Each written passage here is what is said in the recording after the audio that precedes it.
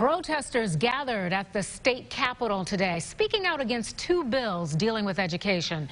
The measures would prohibit certain public school courses that teach what some call inaccurate history, and history that divides students based on race. Yeah, those against the bill worry it will lead to some history dealing with race to be erased in Arkansas. Katrin Asaf live outside the Capitol with a closer look at the bills and to explain what both sides are saying about them. Katrin.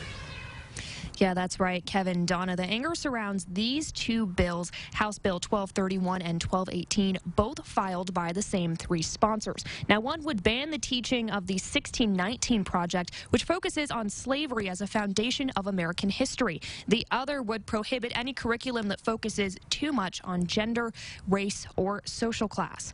But one of the sponsors says that much of the language has been misunderstood, and he says that the language has been updated to prove it. This is just the tip of the iceberg. Colorful signs like what you would see in a classroom are how these protesters spread their message.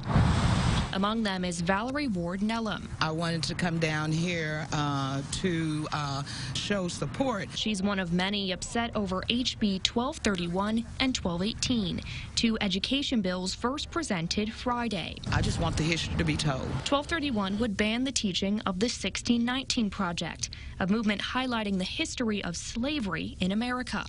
While some see it as positive, sponsor Representative Mark Lowry believes much of it is false. It really is historically inaccurate. The more controversial bill is its partner, 1218, that would prohibit certain topics related to race, gender, and social class.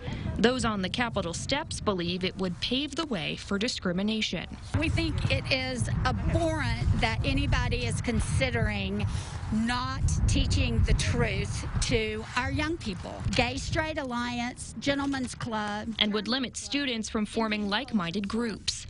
Lowry says the wording's misunderstood, and he's updated it to be less vague. I have gone and I have amended House Bill 1218 to specifically reference that we are not limiting or banning the teaching of African American history or student organizations. He says the study of African American history is vital to our state and not something that can be cut. There's just no way that the Little Rock School District could not teach about the Little Rock Nine. Instead, he says the bill focuses on specific exercises that call out students based on background, activity he says even some teachers disagree with. One of the examples of that, of a harmful activity tied to that, would be the privilege walk. But to Ward-Nellam, prohibiting what's taught can ignore some of the harder truths. It's uncomfortable and the truth hurts, but until the truth is told, then we can't heal. And says she'll fight against both bills until the very end.